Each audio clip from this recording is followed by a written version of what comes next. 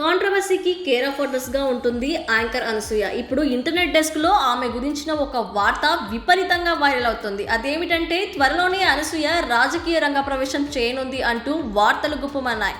ఆమె power star Pawan Kalyan స్థాపించిన జనసేన పార్టీలో చేరనున్నట్టు వార్తలు వైరల్ అవుతున్నాయి.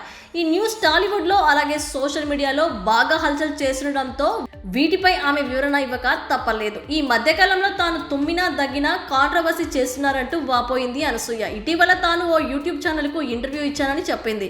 ఆ ఇంటర్వ్యూలో రాజకీయాల గురించి అడిగిన ప్రశ్నకు సమాధానం ఇచ్చానే తప్ప నేను ఏ రాజకీయ పార్టీలో చేరబోవడం లేదని తెలిపింది. నాయకుడు నచ్చి అతడి పార్టీ అజెండా నచ్చితే తప్పకుండా ప్రోత్సహిస్తా అన్నట్టు చెప్పినట్టు వెల్లడించింది. అంతేకాని తను ఏ పార్టీలో చేరతానని లేదా ప్రచారం చేస్తానని చెప్పలేదని పేర్కొంది. ఇక జనసేన పార్టీ అజెండా మాత్రం తనకు చాలా బాగా నచ్చిందని స్పష్టం చేసింది. ఇక ఈ మధ్య తాను నటించిన రజాకా సినిమా గురించి కూడా ప్రత్యేకంగా మాట్లాడింది అనసూయ.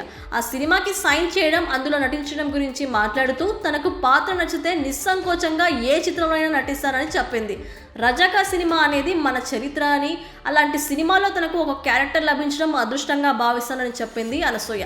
ఇక ఆమె చేతిలో తెలుగుతో పాటు తమిళ సినిమాలు కూడా ఉన్నాయని, ఇలా సినిమాలతో బిజీగా ఉండటం వల్లనే జబర్దస్త్ షో వదులుకోవాల్సి వచ్చిందని సెలవిచ్చింది. అంతే తప్ప ఎటువంటి పెద్ద పెద్ద కారణాలు లేవని చెప్పింది. కొన్ని సందర్భాల్లో తన సినిమాల డేట్స్ కారణంగా జబర్దస్త్ షూటింగ్ పోస్ట్ పోన్ చేసుకోవాల్సి వచ్చిందని చెప్పింది.